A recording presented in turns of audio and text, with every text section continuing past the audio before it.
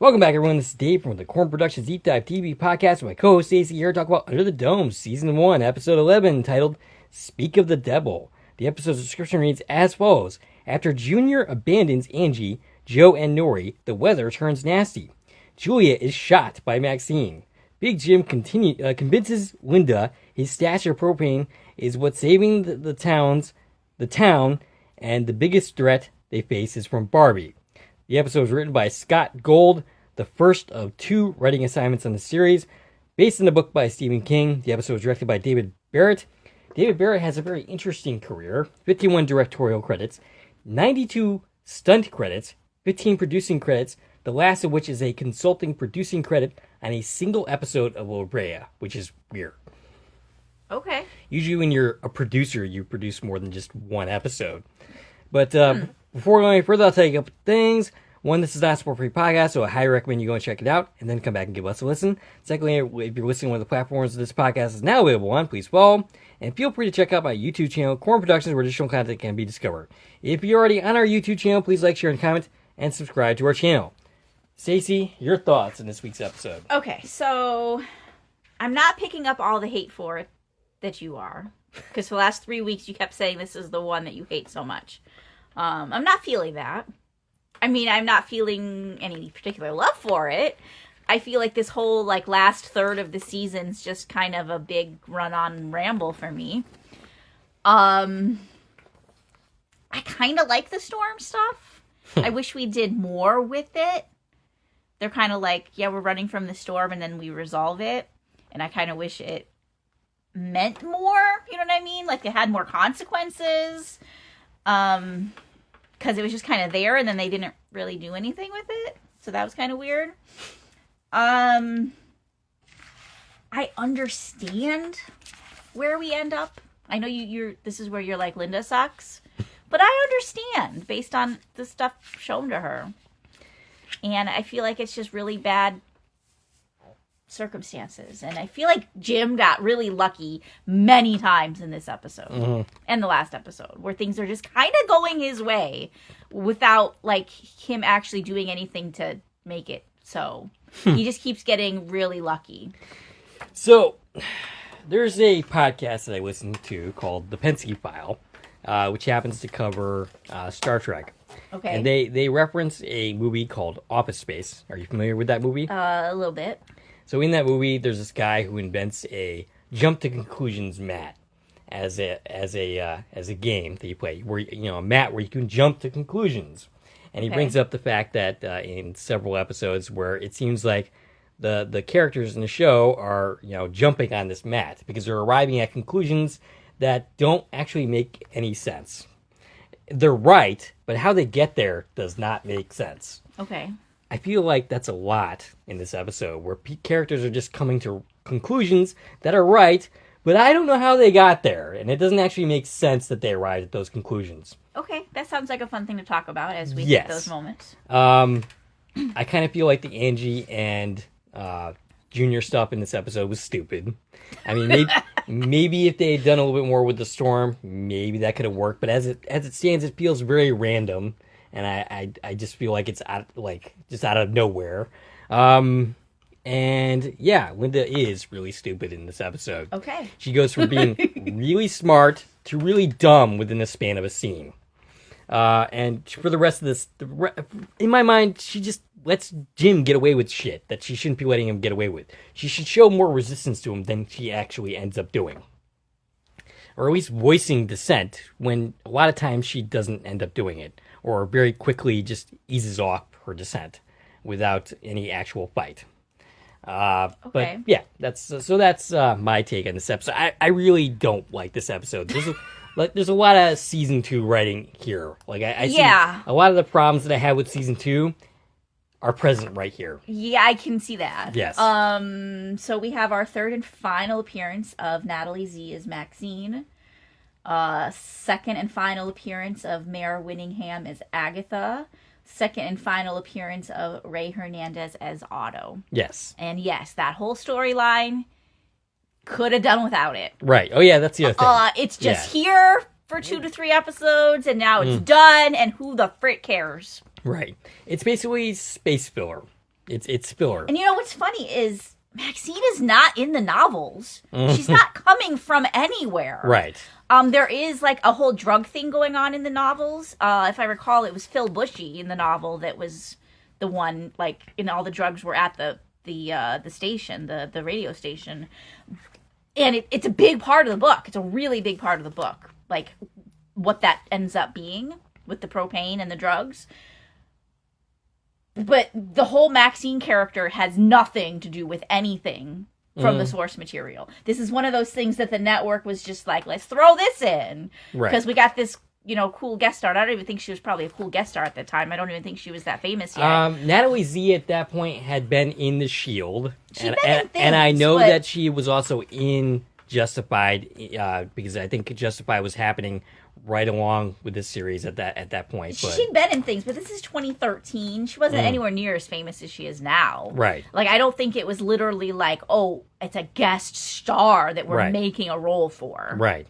It's weird. The whole Maxine thing's just so freaking weird and unnecessary and out of place, and she's not an interesting character in any kind of way. She's not an interesting character. Her whole, this whole montage of people I just read, it's like, who cares? Right. You were right. Agatha is only seen as a corpse in this episode. So she... Yeah. I was mistaken that she made it to the shore before she died. Yeah.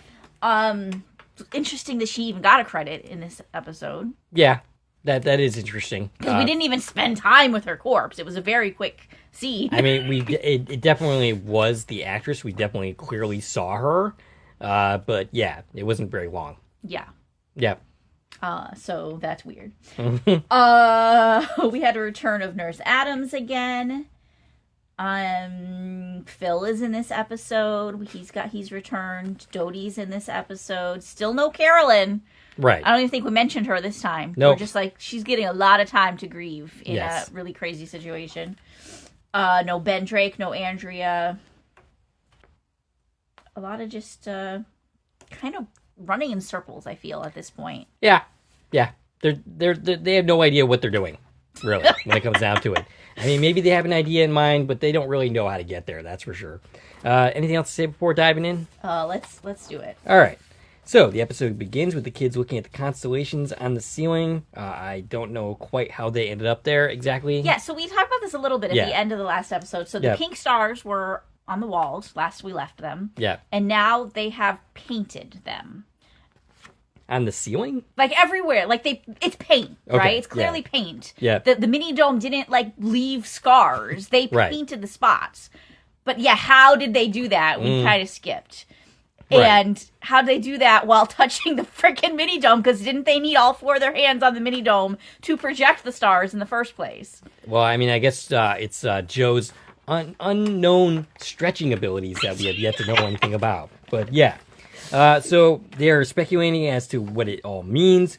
Joe notices 4 stars that are not part of the constellations. He thinks that's to represent all of them.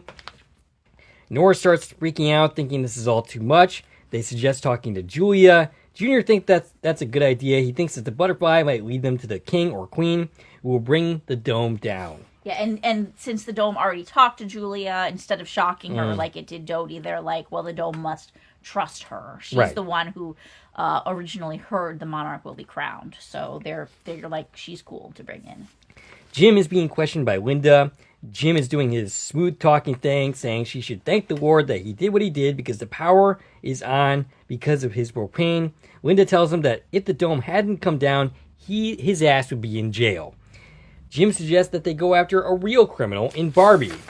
Now, I want to point out, he did what he said he was going to do. He came in the morning. Yes. The night before, she was like, we got to do the station, and he's like, can it wait till the morning? He did not try avoiding this conversation. He came in, he's talking to her, he's explaining everything that happened with the propane.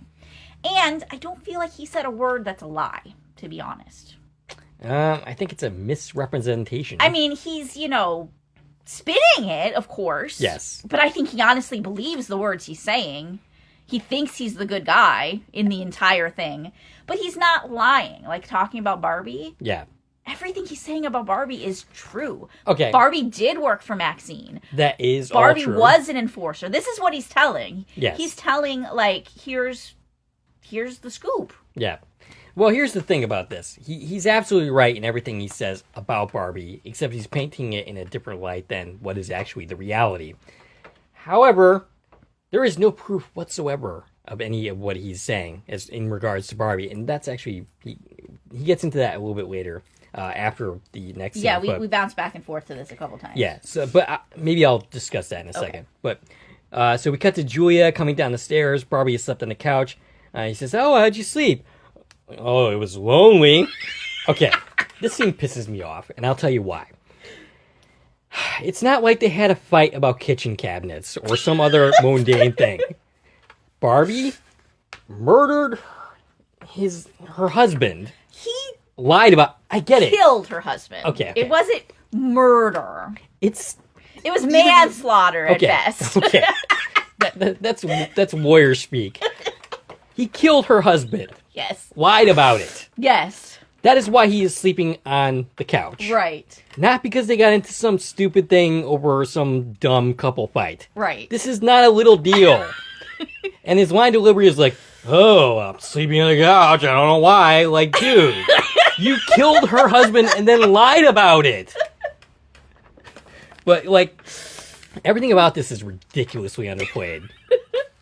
And, oh, by the way, you know, we're going to soon... Julia's going to be taken off the board, and we'll, of course, explain why in a little bit. This is never going to come up again. Yeah, they got busy with other stuff, to be fair. I guess so, but... Okay, so Julia says that she wants to go to... She said her bed was lonely, too. Yes. By the way. Yes, she did say that. She's kind of regretting making him sleep on the couch. She's lonely. So Julia says she wants to go to Peter's grave in order to get closer to move forward. And Barbie says, okay. He goes off to get dressed. Meanwhile, Linda is very skeptical of the whole Barbie thing. And she should be, because, first of all, I pointed out in the past that they have worked pretty closely together for for most of the season. Yeah. She should have an understanding, somewhat, of what makes Barbie tick, who Barbie actually is. So I'm saying she should give him a little bit more of the benefit of the doubt. True, but think of this. She literally just found out that the man she idolized, saw as a father figure... in Duke, did all this crazy shit and was involved in this whole conspiracy. And she's a little broken at the moment in her brain about who she can trust and believe and trusting her own instincts, because she would never have guessed Duke was involved in any of this. Fair enough, but at the same time, she should not be trusting Jim at this point. Well, again, Jim's telling the truth. He I'm also going to point out, he mentions Peter's disappearance, but he does not come right out and say Barbie killed Peter. He doesn't say that. Doesn't he basically insinuate that? He kind of insinuates, like, he says, like, Barbie was the last person to see Peter, and now Peter's missing. But he doesn't say Peter's dead. He doesn't say Barbie killed him. I thought he did for some reason. But, like, everything he's saying is true, but there is no evidence against Barbie whatsoever. There is plenty of evidence against Jim. Sure. She has him dead to rights. Sure, but he's also admitting it. Yeah. To the same thing Duke was involved in. And if her brain, she's going to accept Duke's reason for doing it, how can she be so mad at Jim for doing the same thing? Okay. Basically, what's about to happen is she doesn't really have time to process what he's saying. Right. Because she's about to get pulled in another direction. Right. Okay, so, back at the Julia residence, the doorbell rings. Julia answers it. "Can I help you?" Maxine says, "You can't even help yourself," before shooting her in the shoulder. And then we have our credits. And Julia's left bleeding on the floor. So, Barbie comes rushing down to help her. He doesn't know who shot her. I think he suspects who shot her. But he didn't see it, though. He calls the window for help, begging for a ride to the clinic. Right, because he says he can't drive and keep her from bleeding out at the same time. He's got to put pressure on the wound. Jim is trying to suggest he did this on purpose, which makes zero sense. All right. So, he's insinuating here that Julia learned the truth about her husband, that, that Barbie killed her, or killed him, rather. Jim doesn't actually say any of that. But he's insinuating it. And later Phil is going to make... Phil Phil's the one who really puts that point into Julia's head. Maybe I'll wait till I get there. Okay, so I'll put that thought aside for a moment. Really, all I'm seeing from Jim in this moment is you can't trust Barbie. She's like, think. Oh, well, first Peter, gets shot or disappears, and now suddenly Barbie's calling about Julia being shot. Think, and it makes no sense. It just does not make sense. Like, I'll get into this when we get to Phil. Okay. All right, so Linda's leaving to go there and help. All right, so Angie and Junior are at the barn, casually hanging out. She offers to make him some breakfast. This pisses me off.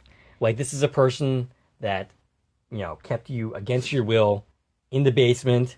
I didn't like last week when we were kind of insinuating that, Junior had a reason for doing what he was doing. That it's bad messaging. It is, yeah.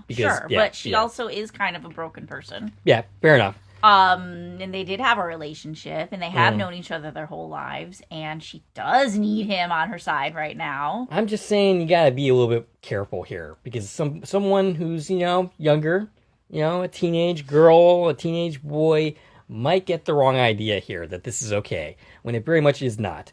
And soon enough, this is all devolves, because Junior is like, oh, we're destined to be together, and Angie gets angry at him, saying, hey, look, I want nothing to do with you. We're going to get the dome down, and then I'm done with you. Yeah, she says, once the dome comes down, you're never going to see me again.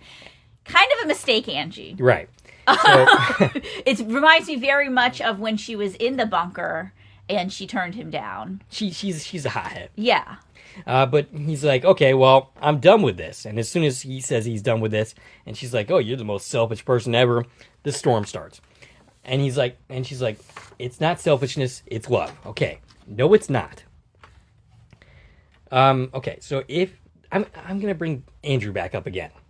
And it's not because they're equivalent, because they're not. Andrew from Sullivan's Crossing. Andrew's from Sullivan's Crossing. You gotta explain these things, since we have a different audience listening, probably. Okay.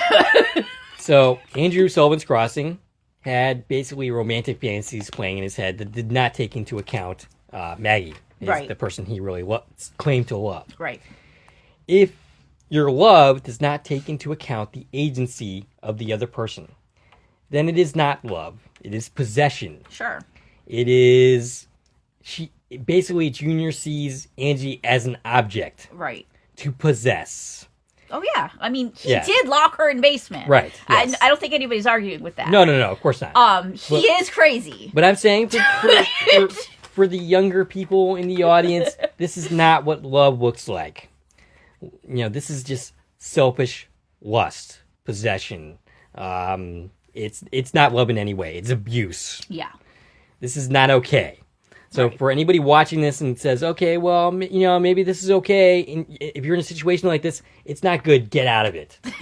And don't casually hang around with the person who locked you up or, abuses you. To be fair, I don't think Angie would have gone to Junior at all if it wasn't for the fact that they realized he's the fourth hand. And they honestly think it's up to the four of them to bring the dome down. Fair enough, but you do not need to set up your story like this. You don't need a situation where your abuser, you need to go to your abuser and hang out with him because he's the fourth hand. This was not in the book. It was not. It was not in the book. There were no hands in the book. Right. Angie was dead at this point. Junior was a psychopath through and through. So you don't need to set up your story like this. And again, you have to be careful with the messaging. Because you don't want to accidentally suggest to your audience that this is okay. I really feel this show would have came together a lot better if Junior did kill Angie after all this. Perhaps. And actually, they basically turn Junior into a good guy after the season. That's a mistake. Keep him as an antagonist. Don't turn him into a good guy, because he's not in the first season. He's really not. All right, so moving on from there. So the storm's brewing. Linda, who's trying to get to Barbie and Julia.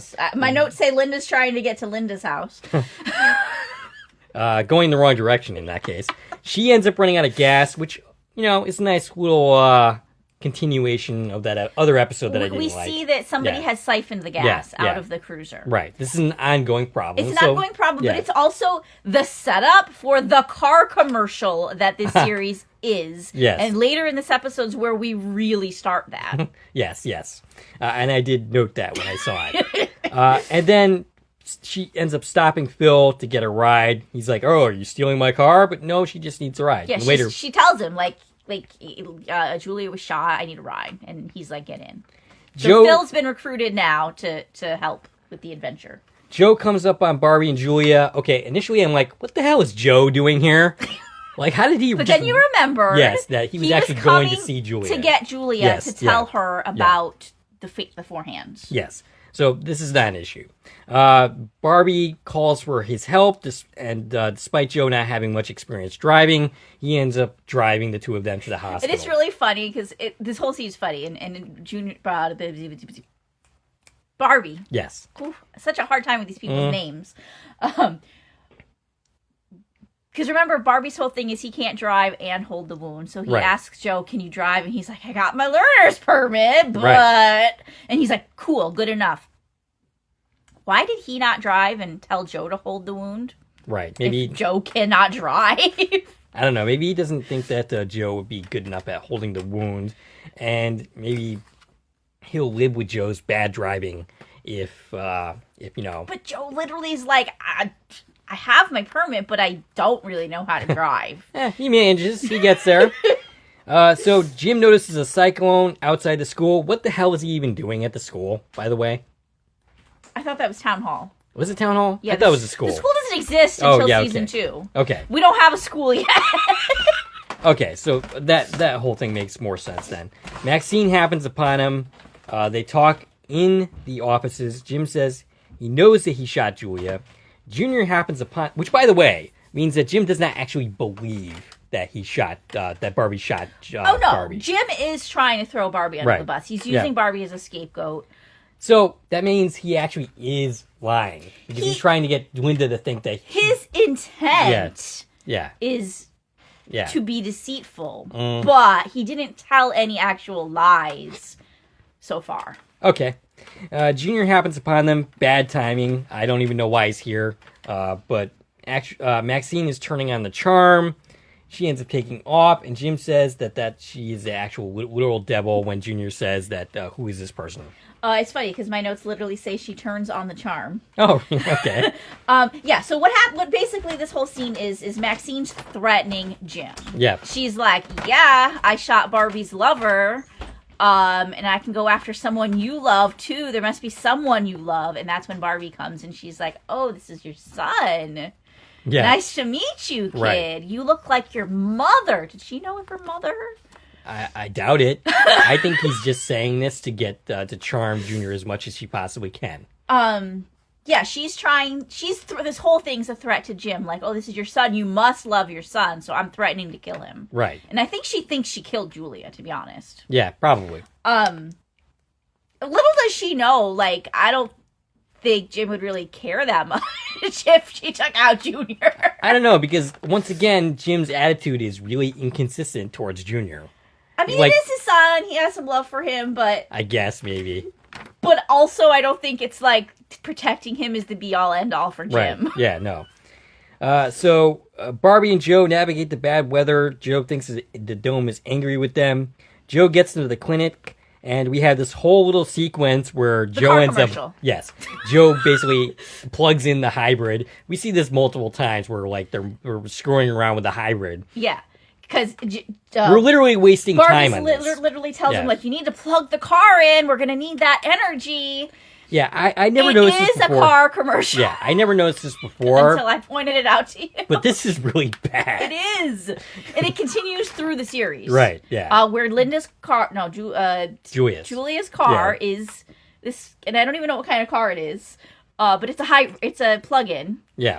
And it's constantly brought up. And I get it. It makes sense that because her car runs on electricity and we have electricity because of the propane, we can keep it running even though the town's out of gas. Yeah, but we don't need to spend... It's the way that they just push it down your throats. It's a car commercial. And whoever made this car paid for this to happen. Yeah. 100%. Yes. Because they show the name of the car close up. It's a whole thing. Yes.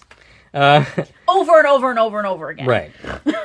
So, Jim, so he plugs in the hybrid and all that jazz. Upstairs, a nurse starts to help them, but she gets called away because someone else had brought in... Nurse Adams. Right. Our returning nurse. Someone brought in their husband who's not breathing, so she goes and takes care of that. Frantic Woman, the only new credit in this episode. She's played by Christy Grantham. Christy was in 2 episodes of Sleepy Hollow, an episode of Revolution. And basically, the nurse is not going to help Julia because this woman says, my husband got squished by a tree, come help. Right. And so Barbie ends up having to do it himself, something he learned while in the military. Jim, meanwhile, takes Junior down to the shed with all the weapons, which is something that Junior has actually already seen. He was spying on Jim. Oh, yeah, and he pretends to be surprised by the guns. Yeah. And Jim doesn't pick up on this either, that his son's lying right now. Yep, Jim explains about Max, and Junior alls, well, she seemed nice to me. I mean, that basically means that he basically falls for a pretty face. I don't really blame him for that, because I think if Natalie Z came up to me and turned on the charm, I would also fall for it as well. Sure. But he tells him to go to hide with a gun because Max might be coming after him, despite Junior insisting that he can help. Yeah, Junior wants to help, and Jim's just like, nah, stay in the house. Right. Here's a gun if you, need to protect yourself, but don't leave the house, don't open the door for anyone. Right, and which is a instruction that he will promptly ignore. It's another instance of Jim not giving his son any agency. Yeah. He is trying to protect him to some degree. Speaking of something I was saying earlier. He still sees him as a kid, and he's like, just go to your room. So not only that, but I think that this just occurred to me. The whole possession, not love thing. I think essentially that is what Jim experiences with Junior as well. Junior is not a person to him. He's an object. Yeah. So it's probably some learned behavior there. Yep. So Dodie notices a storm and tries to get a signal. Apparently it's working again. Something about the lightning makes the radio work. Okay. Which doesn't make much sense. Yeah, I didn't understand that at all. It was just more... But she got an idea. We're supposed to believe she's really smart, so it must be science. Yeah, this is more bullshit that they're tossing in there. But we got to see Dodie. Right. Someone mentions that they are trying to get to Barbie. This is someone that they're trying to contact. The military people on the outside that she's listening to on the radio. We haven't heard from them in a while because the radio hasn't been working. And we hear Barbie's the one they've been looking for, and it's left very ambiguous what that means. Again, this is one of those things, and this will continue throughout this episode, where it's really good luck for Jim. Right. That things just kind of seem to be maybe implying that his story holds some water. So Junior is at the house with a gun. He hears a knock at the door. He's not supposed to be going to the door, but he does so anyway. He peeks through. He points the gun at the window, and this is somewhat funny, I'll admit it. And it's Angie standing out there who freaks out because Junior is pointing a gun at her. Angie ends up blaming Junior for the storm. What she's basing that on, I'm not totally sure. I mean, I guess there's some reason. I mean, okay, they believe that, the dome's talking to them, they're the four hands, they're special, and the minute he walked away is when the storm started. Right. So she firmly believes, the reason this storm's about to, take us out is because you're refusing to work with us. So she's here to try and convince him that he's being stupid and he needs to come, use his hand on the dome or whatever the hell they need to do to stop the storm. So Barbie is trying to save Julia, but a tree comes through the window and Julia's heart ends up stopping. Yeah, she flatlines. It's not looking good for her. Angie tells Junior that to make this right, he has to come back with her and rejoin the group. Angie is almost taken out by a bench of some kind. It's the swing. It's the, what's it called? It's a bench swing. It's where love seat. It's where Joe and Nori had their kiss during the bomb. Yeah. Okay. Oh, that's interesting. Okay. Junior ends up saving her, and as he agrees to rejoin the group, the cyclone goes away. Yeah. The storm stops the minute he decides to to be back on board. Maybe if they had stretched this out a little bit and made more of a point to this and not just made this a random thing that comes into the story and then goes away. I think that's part of it is they all have different opinions on what the heck is going on. Right. Because meanwhile, the exact same moment, Barbie saves Julia's life. Okay. He sucks the air out of her chest through a straw or something. Right. And the minute that she's saved and her vitals come back, the storm ends. And Joe thinks he's the monarch because Joe of this. thinks that the storm ended because of what Barbie did. All right, that's not really clear, but it makes sense. It's putting some different ideas of what's happening, why is it happening, and these kids who know shit's important, but they're kind of not on the same page of what's important at this point. All right, so Maxine is walking towards the lake. She's going home for some reason. Because she had even mentioned to Jim, I got some business on Bird Island. I'll be back later. Right. And she doesn't know Jim knows about Bird Island. Right. So why'd she even mention that? Right. I don't know. And he was trying to stop her. Right. He was like, oh, the weather. You shouldn't go. Right. Obviously, it's not because he cared about her and didn't want her going on a boat during the storm. It's because he didn't want her finding out about her mother right this minute. Yeah.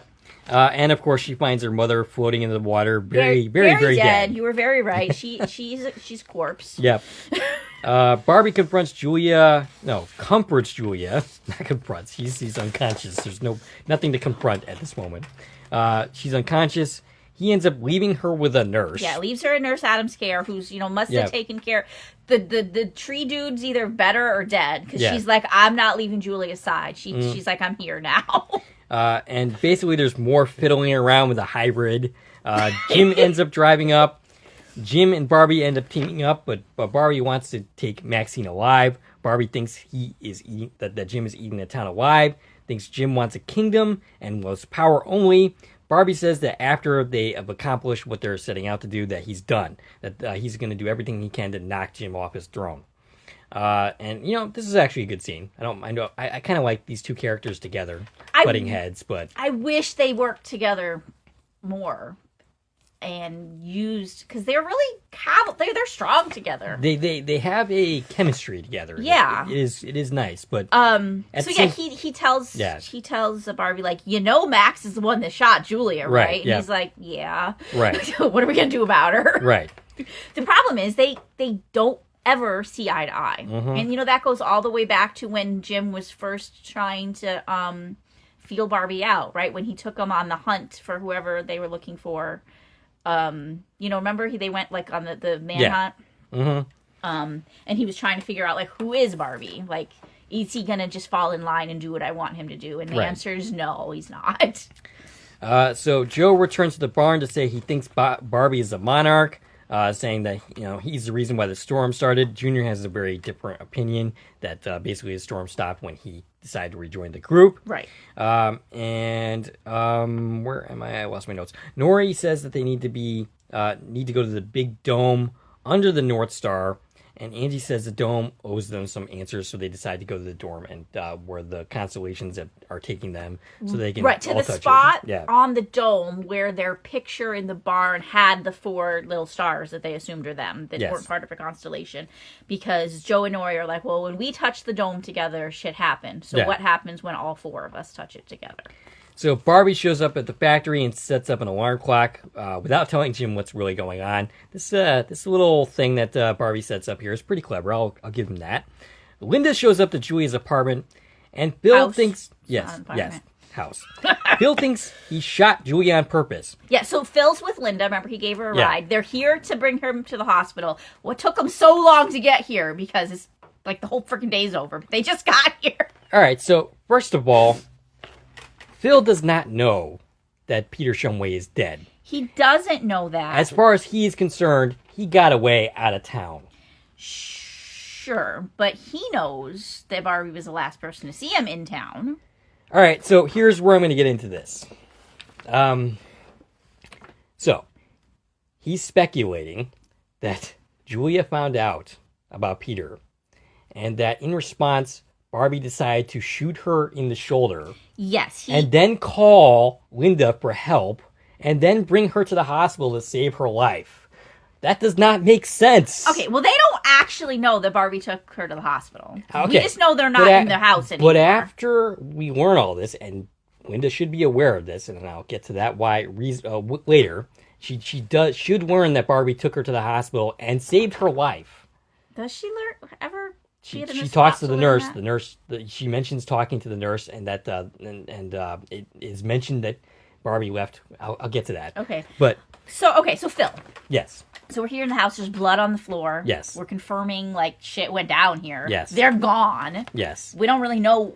Linda doesn't really know where they are. They kind of like, they must have already got a ride because Linda's here to give them a ride, and she took, like, 6 hours to do it. And Phil, he's very inadvertently helping Jim's case. Phil's kind of stupid, though, right? He is stupid. Phil's never been a really helpful asset on any end of anything. And he will continue to not be for the rest of the series. And I feel like this was his honest reaction. He's like, dude, like, whoa, like, did he shoot her? Right. I think he honestly, because all he knows about Barbie is that Barbie, is an enforcer. I'm fine with Phil's end of things. I'm not fine with Linda buying any of that, especially after she learns what she learns that, all right. If it was Barbie's intention to take Julia out, shoot her in the head, not the shoulder, don't call Linda, because why the frick would you do that? Right. That does not make sense. Kill her, and then, at your leisure, dispose of the body and the evidence. Sure. But what is happening is Jim had just given Linda all this stuff about Barbie, saying he worked with Max and all this, and she didn't really have time to process that. And now here, Phil is backing up the story. Phil just said, yeah, Barbie works for Maxine. In the moment, that's okay. So she's like, there's two people telling me that he's a bad guy. Right. Maybe he's a bad guy. But one of those people is a guy that you know is a bad guy. Sure, Jim, but also he was a bad guy. And, that's fair. But if Linda wants to treat Barbie like he's a bad guy based on scant evidence, you should also treat Jim like he's a bad guy based on the evidence you do have. Okay. But what she's about to walk up on... Yeah. I don't blame her. Everybody's in her ear saying, yeah, walk on top of... All right. We'll get into that in a little bit. But, yeah, I mean, basically, this whole thing doesn't really make sense in terms of Barbie's guilt in regards to Julia. If you want to take out Julia... You're not stopping to think all that. We're not in, like, a murder trial here. Sure. We're spur of the moment, like, what's happening. Yeah. And it's urgent. Yes. And it's, what's going through her head in this moment is... oh my God, who do I listen to? Right. Everybody's telling her he's a bad guy, and he's maybe the one you should be holding a gun at. Maybe. All right. Moving along from that. Where even am I in my notes? So we go to the cement factory. Barbie and Jim are sneaking in the back. Okay. Yeah. And unfortunately, they are quickly ambushed by Maxine and her goons. Max and Otto come in. Yep. Maxine informs Barbie that Jim killed her mother. Maxine tries to offer Barbie a way out. Barbie's timer goes off, shutting off the lights, and Barbie gets the better of the goons and holds the upper hand in this situation. Linda leaves the hospital. She has talked to the nurse. She should know that Barbie has saved Julia's life. So he is not culpable for trying to kill her, because if he had, he would have just killed her and not just tried to save her life and involve Linda in any kind of way. So that goes to that point that I was just trying to make. So she was also informed that Barbie ended up driving off with Big Jim. Who saw that exactly? Who? I don't recall that conversation at all. Yeah, but she's basically saying that she was told that Barbie went off with Big Jim somewhere. I'm not sure who at the hospital would have noticed that. Phil told Linda about the cement factory. Well, yeah, that's about to come up. Okay. So my question is, how does anybody know that Barbie left with Big Jim in the hospital? Unless they were looking out. Maybe they were watching from the window. So Bill says that, and this is where the jump to the conclusion, Matt. Bill says, and this is very flimsy evidence, that Barbie was at the cement factory where he lost the fight. Why does that mean that Barbie is going with Jim to the cement factory. It's a jump to conclusion, Matt. Sure. He's right, but it's not showing its work. It doesn't actually make sense. Linda didn't know about the cement factory at all, though, before Phil just brought it up. And that kind of, plays back to you saying she's kind of a shitty cop because she has no idea any of this is happening in the town. And it's been happening for at least a couple days. I mean, Junior knew about it. Junior knew about it. Phil knows about it. Right. So... but yeah, this is him saying, like, yeah, there's stuff happening at the cement factory. So, I don't know. There's not a lot of places in town. Yeah, you're right. Like, there was no reason to think that that's where he is, but that's where, it's where he is. Yeah.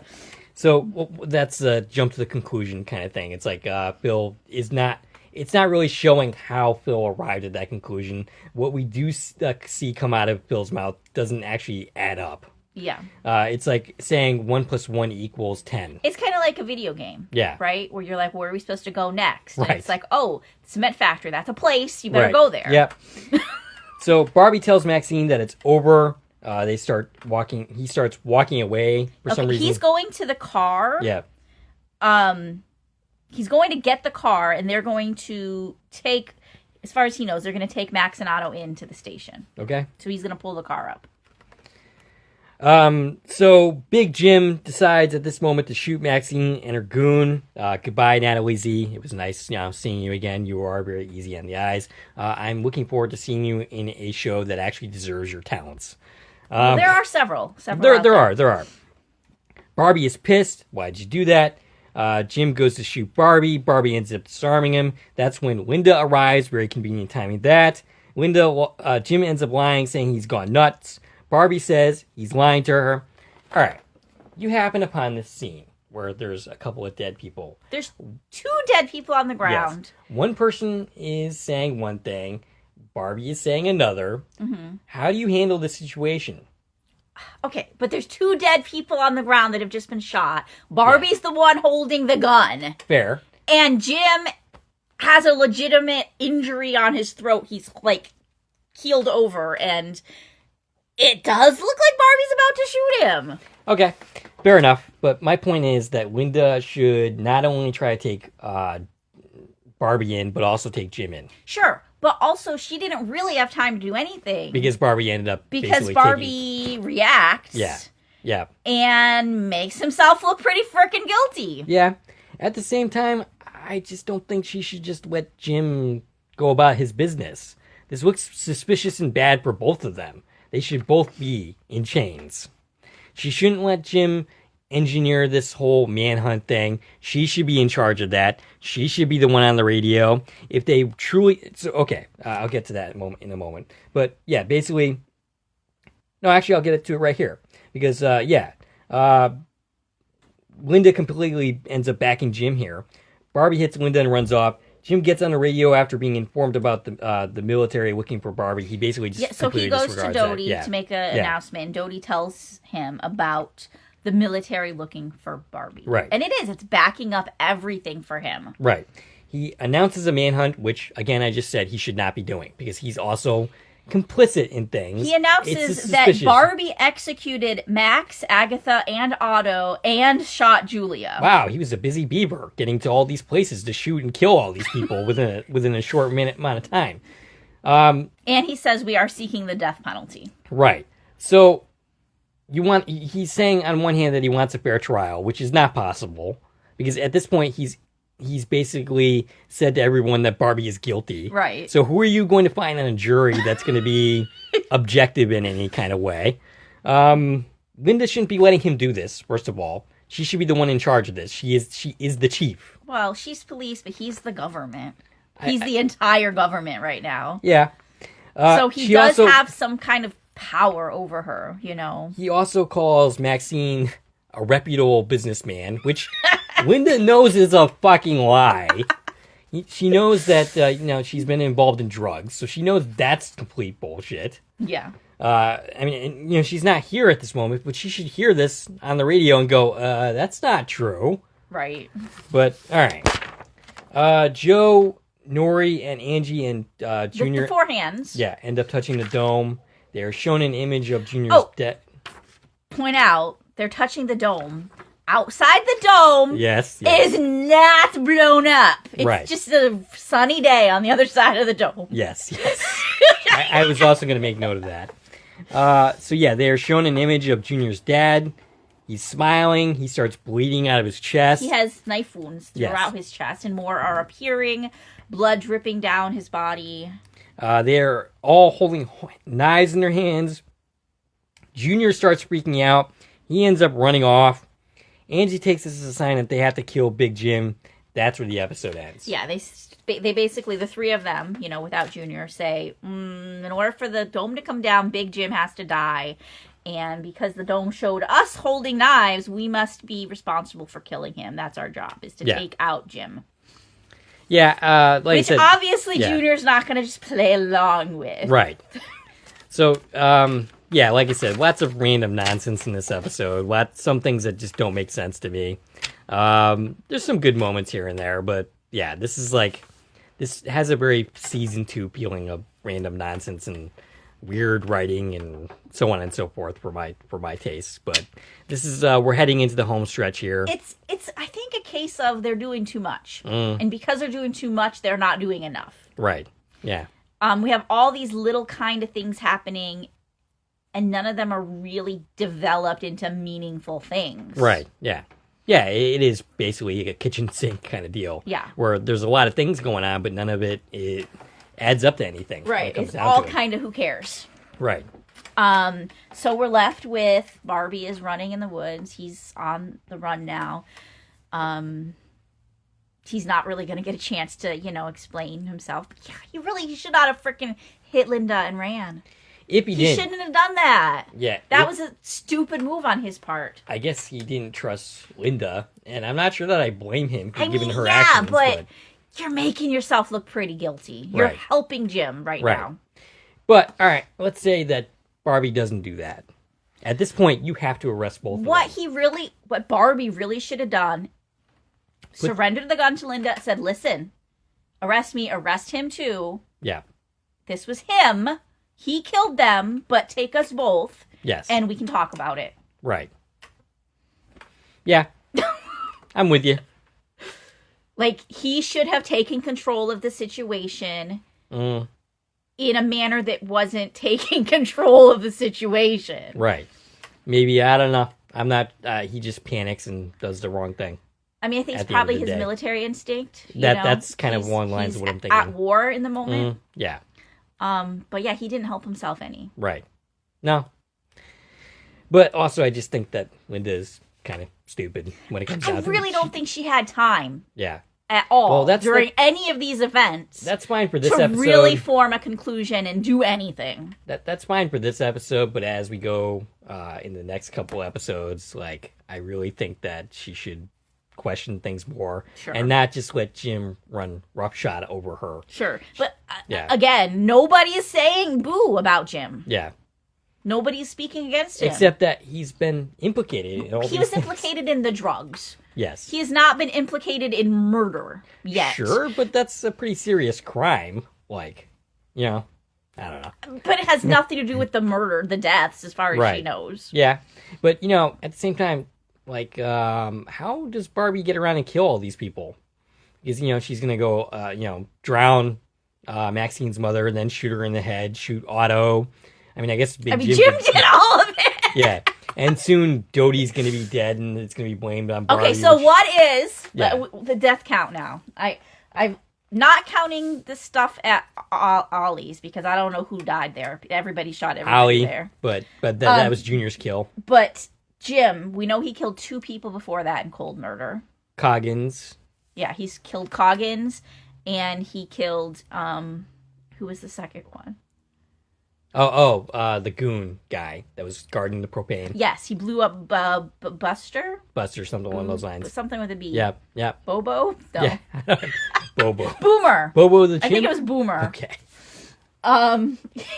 So those were his first 2, blatant kills, right? Yeah. And then there was the whole farm shootout, but I'm not counting that because people died on both sides. It was kind of a battle. I'm talking about, people don't know he killed these people, right? So we got those two. Now Maxine's mother. He killed Agatha. That's Yes. number 3. Yeah. He killed Maxine and he killed Otto. Yeah. We have 5 murders. Yes. Direct murders. No self-defense or Right. anything like that. Yeah. He murdered 5 people now. Yes. Yep. And I get that there's probably not a whole lot of forensic evidence stuff that you can do at this point. So it's kind of hard to really determine, like, figure out crimes and such. But, yeah. Yeah. Jim's a busy beaver. What can you say? Yeah.